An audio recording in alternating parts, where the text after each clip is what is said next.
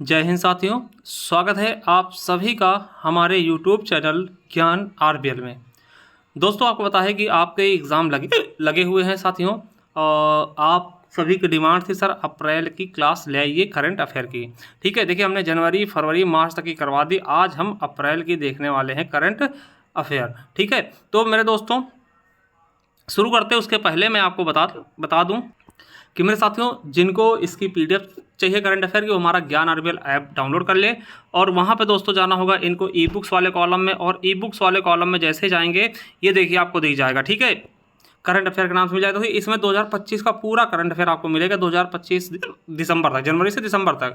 ठीक है, अभी जैसे कि आपको बता दें, ठीक है, इसमें जनवरी फरवरी मार्च अप्रैल तक की डल चुकी है। फिर जैसे जैसे महीना समाप्त होगा उसके बाद आपको हर महीने की पीडीएफ डलती हुई मिल जाएंगे, ठीक, जिन्हें आप प्रिंट भी करवा सकते हैं। दोस्तों इसमें उत्तर प्रदेश का अलग होगा और राष्ट्रीय अंतर्राष्ट्रीय अलग होगा, कोई चर्चित टॉपिक हो उसका अलग से हो जाएगा। ठीक है, तो इसी अभी दोस्तों ऑफर प्राइस है 50 रुपये इसका प्राइस है, मगर दोस्तों अभी 25 रुपये में आपको मिल रहा है। देखिए हिचकियाँ आ रही हैं, इस वजह से थोड़ा सा मैं डिस्टर्ब हूँ, मगर साथियों आप सभी के कहने पर, क्योंकि पेपर लगा हुआ है इस वजह से मैं एक क्लास बना रहा हूँ, तो माफ़ी चाहता हूँ। ठीक है, चलिए, और भी साथियों पीडीएफ है जो चाहिए आप ले सकते हैं। कंप्यूटर की हो गई है, हिंदी की हो गई दोस्तों, और ये दोस्तों उत्तर प्रदेश स्पेशल के है, यूपी ट्रिपल एससी के एग्जाम्स के लिए मोस्ट इंपॉर्टेंट 2025 तक की एकदम लेटेस्ट अपडेटेड है। ठीक है, इसका दोस्तों ये आपकी स्टैटिक जीके है, आपको पता है यूपी पुलिस आदि के लिए रामबाण साबित हुई। ठीक है, तो जा करके आप विजिट कर सकते हैं और दोस्तों ले सकते हैं। चलिए शुरू करते हैं वीडियो को।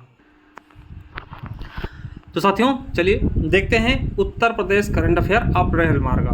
ठीक है, अप्रैल माह 2025 का। ठीक है, चलिए पहला क्वेश्चन क्या है दोस्तों, एग्री वोल्टेइक परियोजना को अपनाने वाला भारत का पहला राज्य कौन सा बना है। ठीक है, एग्री वोल्टेइक परियोजना को अपनाने वाला भारत का पहला राज्य कौन सा बना, तो आपको पता है हम अभी उत्तर प्रदेश के बारे में पढ़ रहे हैं, इसलिए उत्तर प्रदेश ही होगा दोस्तों। मगर जब आप पेपर में बैठेंगे तब आपको कंफ्यूजन होगी, तो उत्तर प्रदेश बन गया है एग्री वोल्टेइक परियोजना को अपनाने वाला भारत का पहला राज्य। अब ये एग्री वोल्टेइक क्या होता है, ठीक है, तो इसके बारे में बता दें, इसे कृषि वोल्टीय प्रणाली या सौर खेती भी कहते हैं। इसमें होता क्या है, इसमें किसान दोस्तों अपनी फसलों के उत्पादन के साथ साथ दोस्तों बिजली का भी उत्पादन करते हैं। इस प्रणाली में फोटोवोल्टाइक तकनीकी का प्रयोग करके कृषि योग्य भूमि पर सौर पैनल की स्थापना की जाती है। देखिए ऊपर आपके सौर पैनल लगा देते हैं, नीचे आप खेती भी कर सकते हैं। ठीक है, यानी कि खेती के साथ साथ बिजली भी उत्पादित करेंगे, यानी सौर ऊर्जा भी उत्पादित करने को हम एग्री वोल्टेइक परियोजना कहते हैं। ठीक है, ये उत्तर प्रदेश इसको अपनाया है, और उत्तर प्रदेश प्रथम राज्य भी बन गया है इसको शुरू करने वाला। ठीक है, चलिए अगला है कि उत्तर प्रदेश के किस जनपद में, देखिएगा यार, ठीक है दोस्तों, कि उत्तर प्रदेश के किस जनपद में एशिया का सबसे बड़े अंतर महाविद्यालय तकनीकी और उद्यमिता महोत्सव टेक कृति का आयोजन किया गया दोस्तों। कहाँ किया गया, एशिया का सबसे बड़ा है ये। ठीक है, कानपुर में। कहाँ पर दोस्तों, कानपुर में 27 से 30 मार्च 2025 तक। उद्घाटन किसने किया, जनरल अनिल चौहान जी ने। सॉरी दोस्तों थोड़ा सा हिचकियाँ आ रही हैं, ठीक है, माफ करना। ठीक है, विषय क्या था, पंतारो, यानी कि सब कुछ प्रवाहित है। चलिए अगला है कि हाल ही में दुधवा टाइगर रिजर्व में खोजा गया अहेतुल्ला लॉन्गिरोस्ट्रिक्स क्या है, तो दोस्तों ये एक सांप है। कैसा सांप है, तो लंबी थूथुन वाला बेल सांप क्या है दोस्तों, इसकी थूथुन क्या है, मुंह जो है इसका लंबा है। ठीक है, तो ये दोस्तों एक प्रकार का सांप है। आपसे पूछ सकता है कि अहेतुल्ला लॉन्गिरोस्ट्रिक्स क्या है, तो ये दोस्तों सांप है। ठीक, कहाँ खोज जाएगा ये भी पूछ सकता है, Dudhwa national park. Dudhwa national park कहाँ है, दुधवा टाइगर रिजर्व कहाँ है दोस्तों, आपको पता होगा लखीमपुर खीरी में। ठीक है, लखीमपुर खीरी, ये चीज याद रखेंगे। चलिए अगला है चौथा कि हाल ही में किस जनपद में 3 दिवसीय भारत नेपाल साहित्य महोत्सव का आयोजन किया गया, तो कहाँ किया गया मेरे साथियों, वृंदावन मथुरा में। भारत नेपाल, ठीक है, आपको पता है भारत की राजधानी क्या है दोस्तों, नई दिल्ली। नेपाल क्या है, काठमांडू। तो भारत नेपाल साहित्य महोत्सव का आयोजन किया गया, कितने दिवसीय, 3 दिन का। ठीक है, याद रखेंगे, कहाँ, वृंदावन मथुरा में। चलिए तो साथियों 3 दिवसीय ये हुआ। अब देखिए याद कर लेंगे कि नोट करके लिख लीजिएगा, भारत के काठमांडू, वाराणसी, लुम्बिनी, बोधगया और जनकपुर और अयोध्या को जोड़ने के लिए 3 सिस्टर सिटी समझौते पर भी हस्ताक्षर दोस्तों किए गए हैं। ठीक है, इनको सिस्टर सिटी बोलेंगे 3। ठीक है, काठमांडू को वाराणसी से, लुम्बिनी को बोधगया से, जनकपुर को अयोध्या से। ठीक है, जनकपुर की सीता जी थी, अयोध्या के श्री राम जी। ठीक है, ये दोस्तों आपको पता है ये भगवान बुद्ध से संबंधित है, तो इनको जोड़ा जाएगा जिसे हम सिस्टर सिटी बोलेंगे। ठीक है, चलिए अगला है, हाल ही में उत्तर प्रदेश, क्या हाल ही में उत्तर प्रदेश ने पहली बार राष्ट्रीय जूनियर बालिका हैंडबॉल चैंपियनशिप जीता है, जिसका आयोजन कहाँ किया गया? ये दोस्तों 47वां संस्करण है। 47 संस्करण में दोस्तों पहली बार उत्तर प्रदेश ने जीता है।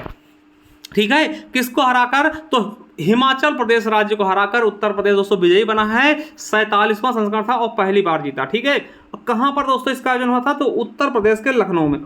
लखनऊ में स्टेडियम का नाम क्या था? केडी सिंह बाबू।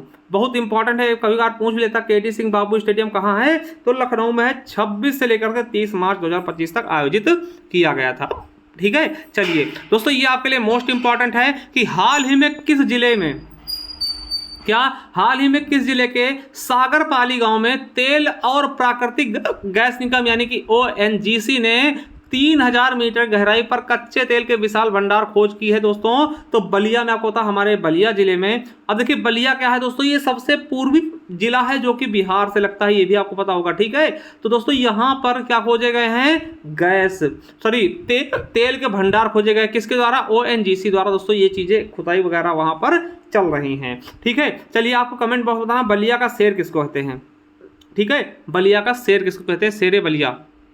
ठीक है, चलिए अगला है कि हाल ही में उत्तर प्रदेश सरकार ने घोषणा किया है कि पिछले 8 वर्षों में राज्य में सौर ऊर्जा उत्पादन में कितने गुना वृद्धि होगी दोस्तों? तो कितने गुना वृद्धि हुई दोस्तों? 10 गुना वृद्धि हो चुकी है। आपको बता दें कि वर्ष 2017 में राज्य में सौर ऊर्जा की कुल स्थापित क्षमता 288 वोल्ट मेगावाट थी, जो कि दोस्तों 2025 में बढ़कर कितनी हो गई? 2653 मेगावाट हो गई, लगभग 10 गुना बढ़ी है।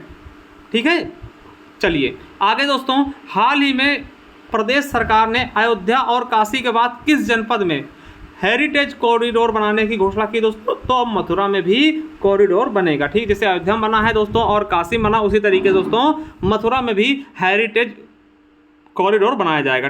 ठीक है, चलिए अगला है कि उत्तर प्रदेश का पहला व देश का दूसरा, यानी उत्तर प्रदेश का पहला है और देश में दूसरा है बायो मतलब दोस्तों अवशिष्ट पदार्थों से CNG प्लांट की स्थापना कहाँ की गई है? तो मेरे दोस्तों कहाँ की गई?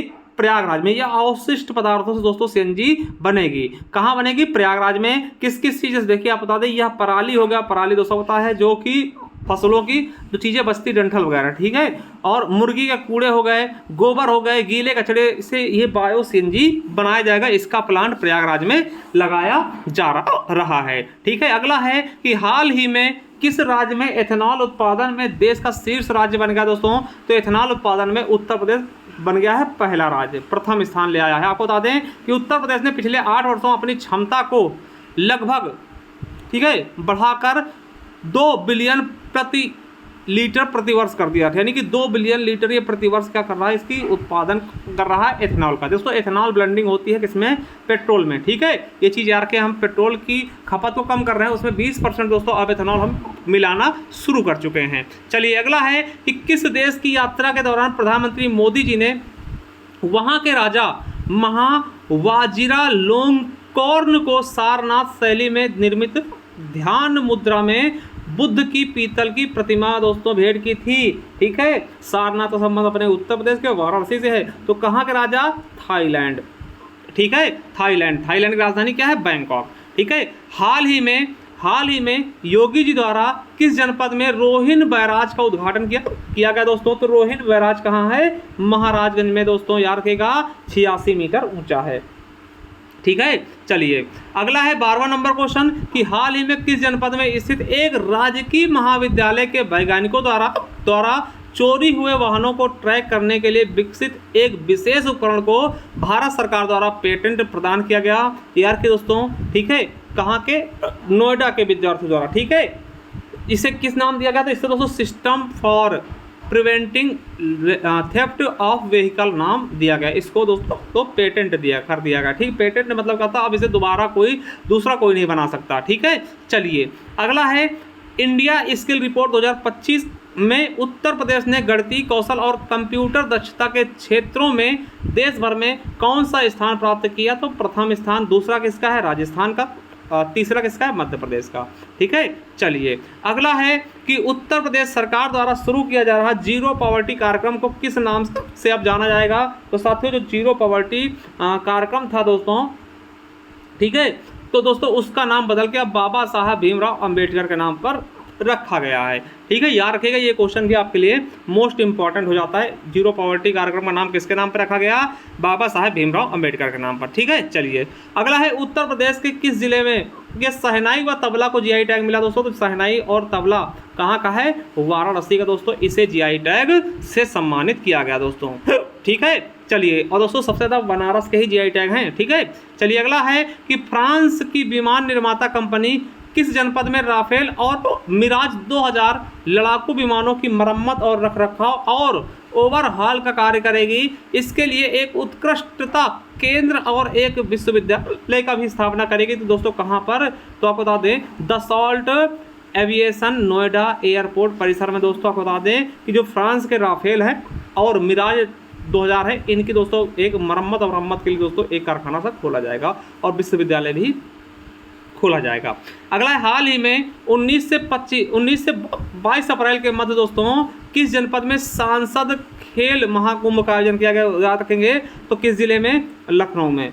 कहाँ पर दोस्तों? केडी सिंह बाबू स्टेडियम में। तो ये क्वेश्चन आपसे पूछा जा सकता है, इंपॉर्टेंट है। ठीक है, चलिए अगला है हाल ही में रेशम उत्पादन में महिलाओं की घर बैठे आय अर्जित करने के लिए उत्तर प्रदेश सरकार ने कौन सी योजना प्रारंभ की? दोस्तों तो रेशम सखी योजना। रेशम सखी योजना क्या होगा कि घर पर दोस्तों रेशम उत्पादन करेंगी महिलाएं और पैसा अर्न करेंगी।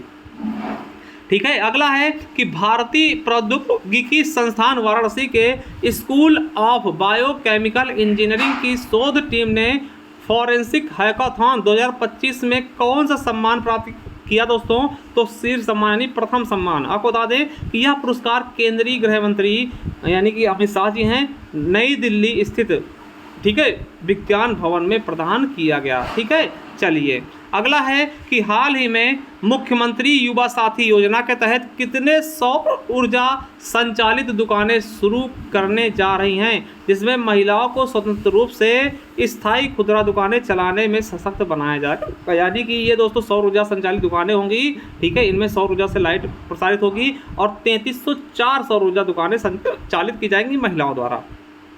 ठीक है, चलिए अगला है कि किस राज्य की पुलिस पोर्टल को जांच अभियोजन एवं दोष सिद्धि पोर्टल के लिए स्कॉच पुरस्कार से सम्मानित किया गया? दोस्तों तो उत्तर प्रदेश पुलिस को दोस्तों जांच पोर्टल यानी जो पोर्टल होता है जिसमें दोस्तों FIR वगैरह सब कुछ आते हैं, जांच होती है, उसको दोस्तों स्कॉच पुरस्कार से सम्मानित किया गया अच्छे काम के लिए। अगला है कि हाल ही में गोवा सरकार ने उत्तर प्रदेश के किस विभाग को सम्मानित किया? दोस्तों अग्निशमन विभाग को।